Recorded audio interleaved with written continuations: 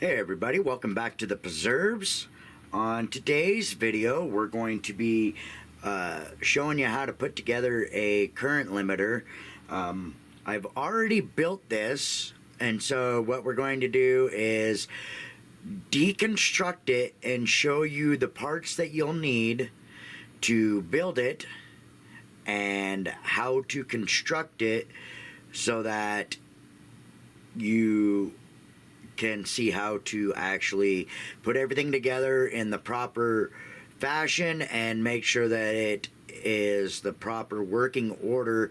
And this will help you to test stuff without putting the full current into a project that you're either working on or building or whatever. And I would have to say kudos to Uncle Doug channel for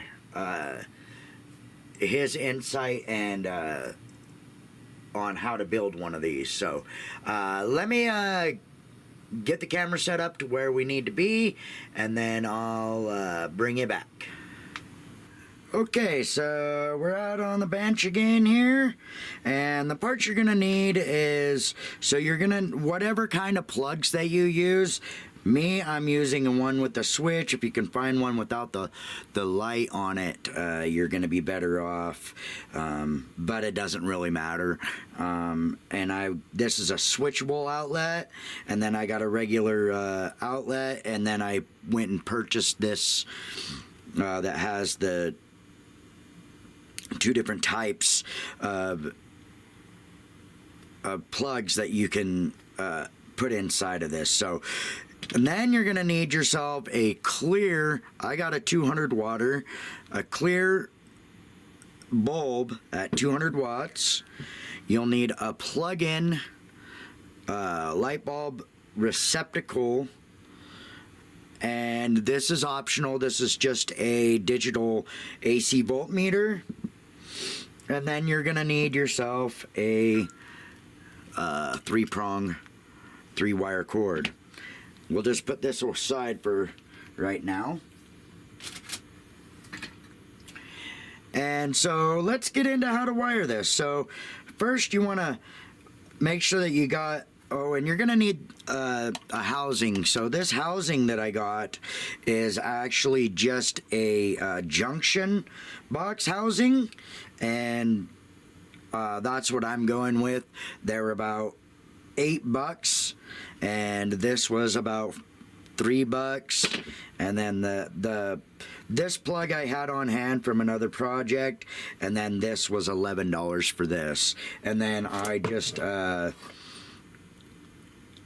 took this off of an old pump that I had laying around for my pond.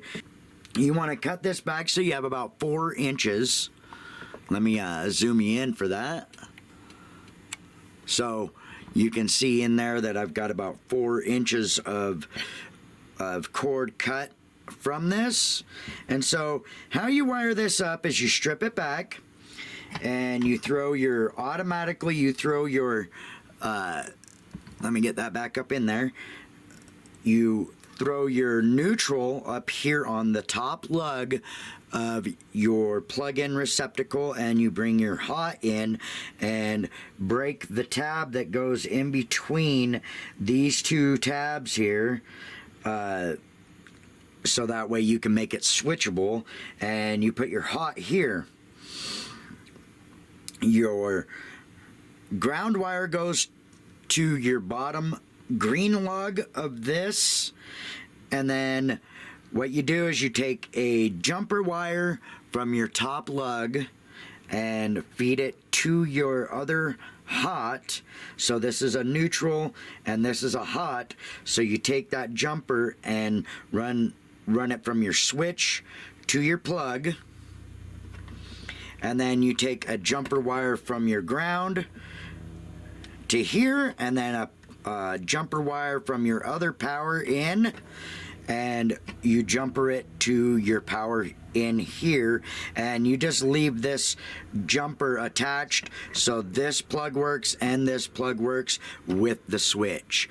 And then you just screw it all together, and what I've done here is I just used some hot glue on the top and just made this nice and stable. They do have cable clamps, but I was like, I don't really need to purchase one of those. They're like $3 a piece, so that just cuts down on the cost. If you have a hot glue gun, you can just hot glue that in place and it makes it pretty sturdy. So let's get this all put back together and show you what it looks like when it's put back together. Then you simply plug in your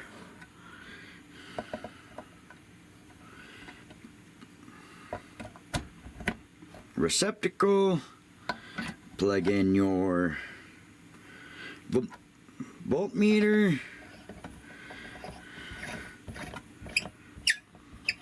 screw on your light bulb, make yourself a label that says current limiter, and then you can plug her in, and then we'll turn her on so you can see. And you see we're reading 19 volts on this. And that's because I have this hooked into a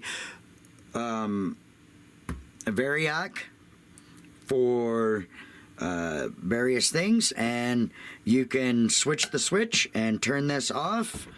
And that way you can have this on, and then when you're ready to flip on whatever you're working, you can just flip this switch and bring it up slowly on your variac.